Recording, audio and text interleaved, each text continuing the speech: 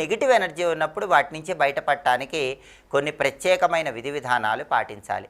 వాటిలో ముఖ్యమైనది ఏంటంటే, నాగచెంప పుష్పాల నుంచి తీసిన తైలంతో తయారు చేయబడిన అగరబత్తీలను గృహంలో వెలిగించుకోవాలి. సహజంగా అందరూ లక్ష్మీ కటాక్షం కోసం చందనంతో చేసిన అగరబత్తీలు గృహంలో వెలిగిస్తూ ఉంటారు.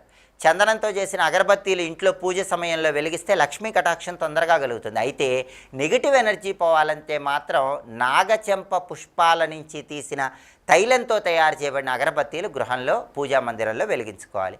అప్పుడు నెగిటివ్ ఎనర్జీ నుంచి తొందరగా బయటపడవచ్చు. అలాగే వైట్ సేజ్ అని ఒక ప్రత్యేకమైనటువంటి మొక్క ఉంటుంది. చాలా అరుదుగా ఈ మొక్క పెరుగుతూ ఉంటుంది.